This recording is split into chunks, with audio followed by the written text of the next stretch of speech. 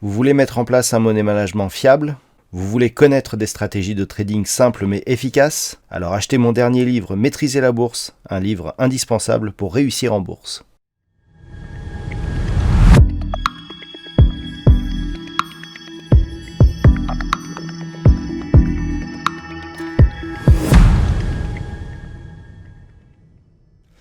Bonjour à tous et bienvenue sur boursicoté.com pour cette nouvelle analyse technique du CAC 40 en clôture. Mais avant tout, je voulais m'excuser donc pour cette absence, car ayant été souffrant quelques jours, eh bien je n'ai pas pu réaliser toutes les vidéos. Voilà, c'est désormais du passé.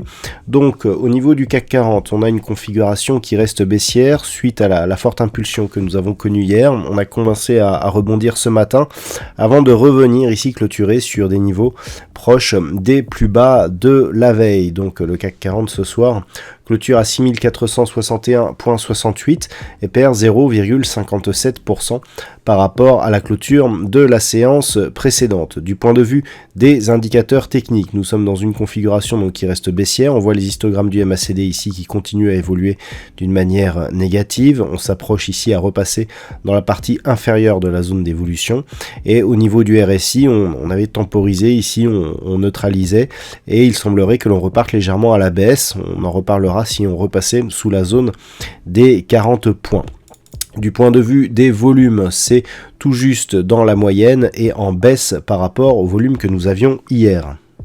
Et donc tout est parti de la Fed, puisque après l'annonce hier soir, eh bien d'une volonté vraiment de resserrer le marché et donc les conditions monétaires, eh bien le rebond que l'on avait commencé à tenter ici suite à la clôture baissière d'hier, eh bien n'a pas fait long feu. On est venu ici au contact de la moyenne mobile 20 exponentielle et puis on est revenu donc clôturer sur les points bas de la séance précédente. On a aussi des inquiétudes qui continuent à persister au niveau du conflit entre l'Ukraine et la Russie.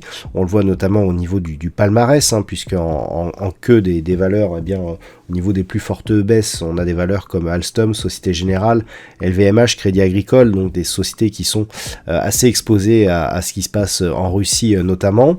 Au niveau des hausses, nous avons seulement Eurofins Scientifique qui surnage avec plus de 3% de gains. On a des valeurs un peu plus défensives comme Carrefour, Danone, Sanofi qui sont dans le haut du peloton. Donc la configuration, elle reste baissière. Alors, avant ce petit arrêt non programmé, on avait ici une évolution et des cours qui avaient du mal ici à passer cette zone des 6751 points. Vous voyez, je n'ai rien touché et ce qu'on peut constater ici, c'est que l'on est venu tester cette zone majeure après la première impulsion ici qui avait donné un échec. On a eu un deuxième mouvement ici, on est bien resté sous la zone horizontale et puis on commence ici à faiblir. Le fait que l'on faiblisse n'est pas trop grave. Ce qui est important surtout sur cette configuration ici, c'est la cassure des 6522 points. Hier, on aurait pu penser que ce n'était qu'un test, mais avec la confirmation du jour, là, les cieux sont en train de s'obscurcir. On a commencé à combler ce gap ici, ce fameux gap haussier qui avait vraiment validé donc la poursuite d'une impulsion haussière donc de rebond technique. Et là, demain, ce qu'il faudra surveiller, c'est un éventuel comblement de ce gap, puisque s'il était comblé, eh bien on reviendrait ici sur la zone des 6364 points.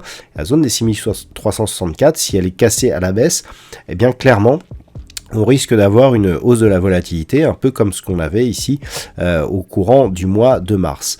Donc ça sera le premier élément. Naturellement, la zone des 6522 points sera surveillée elle aussi dans l'éventualité d'une reprise haussière, mais ce n'est que sur une rupture ici de cette zone des 6608 points que l'on reprendra un peu d'air, tout simplement parce que l'on repasserait ici au-dessus de la moyenne mobile 20 exponentielle. Donc pour l'instant, on est plutôt dans un sens prioritaire baissier, avec comme objectif une poursuite ici en direction des 6364 points, sachant qu'une rupture de ce mouvement provoquerait une hausse de la volatilité.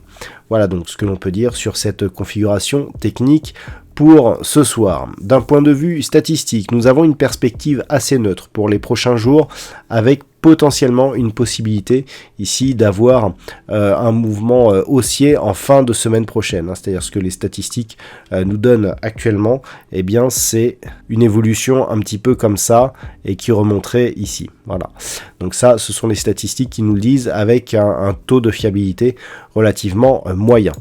Voilà donc ce que l'on peut dire sur cette configuration technique. Je vous souhaite de passer une très bonne soirée. On se retrouve dès demain pour d'autres analyses techniques, toujours sur le site boursicoté.com.